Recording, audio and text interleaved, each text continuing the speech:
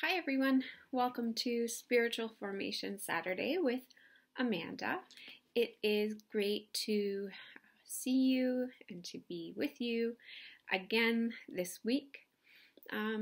Last week we talked about accountability partners, and I thought actually after that we might be good to take a step back and look a little bit more at community, because having an accountability partner is very important and spiritual formation is very important.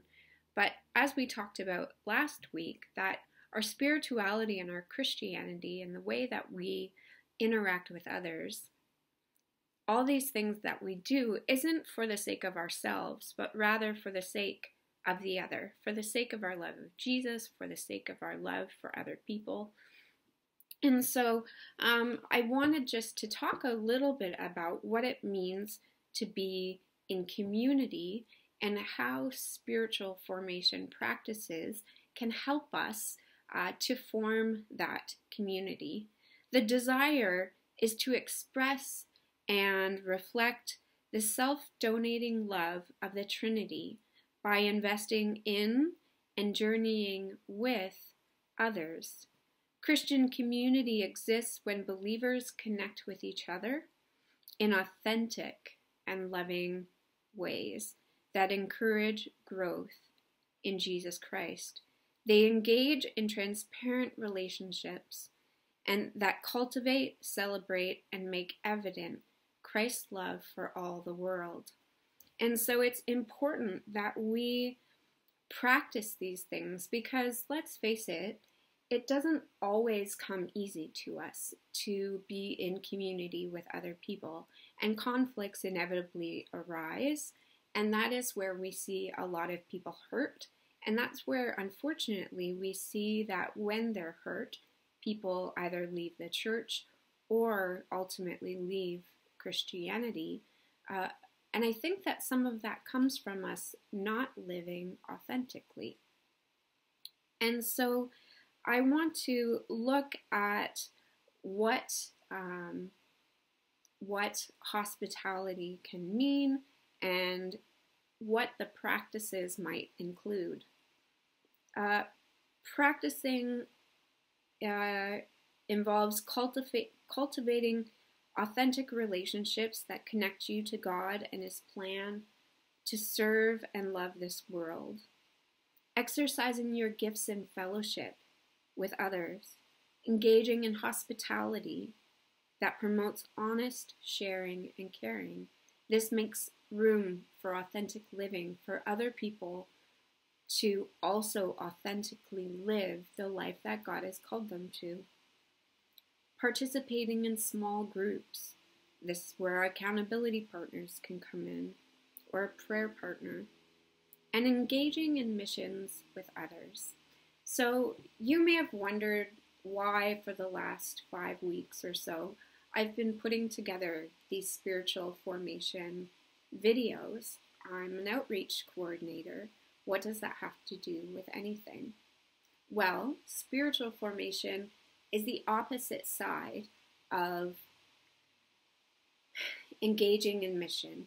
And so we engage in mission, and when we go out into the world, we realize that we don't have any kind of hope to give people unless we are hopeful ourselves.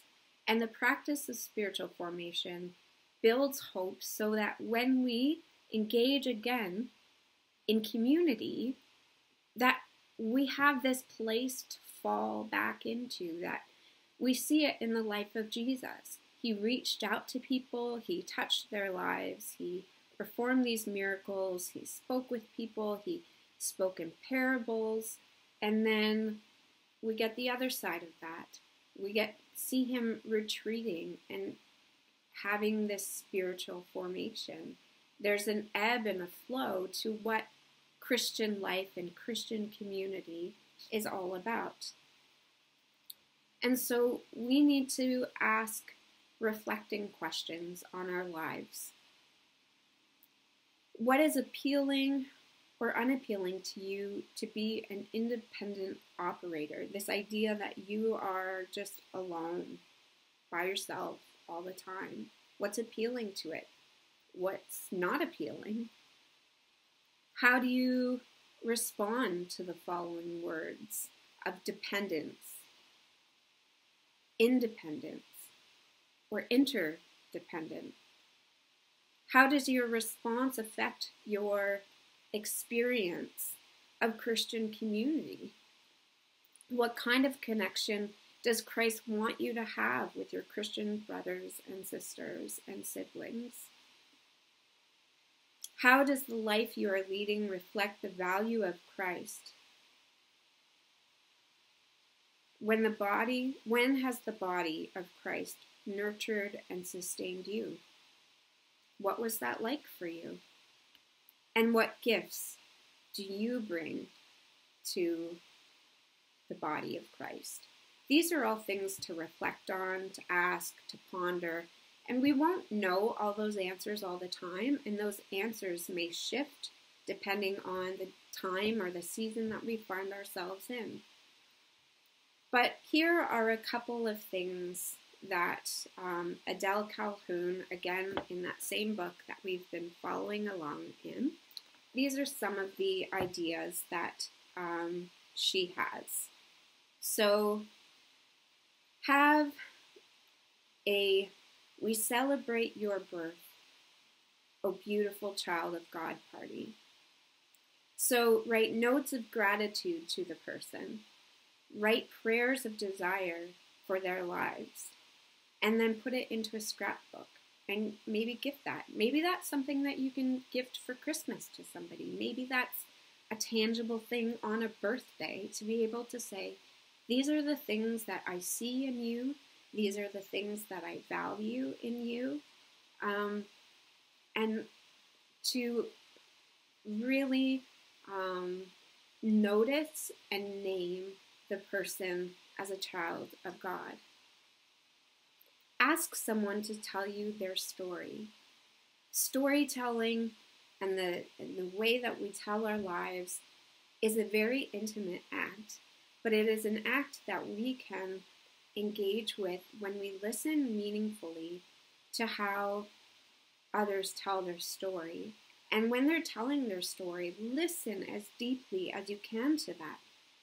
And tell the person how much it means to you that they've been so vulnerable. Does the story give you a deeper understanding of your friend? Does it give you a deeper understanding of God? Does it give you a deeper understanding of yourself? Are there things that resonate with you, things that you've struggled with that you can identify in this person's story? Include others in your family gatherings. Practice what it is to belong to God's family, not just your own nuclear family, but God's richest family. And begin a thank you list. This is the final one I'll bring. Thank God for the people in your life who have helped you grow.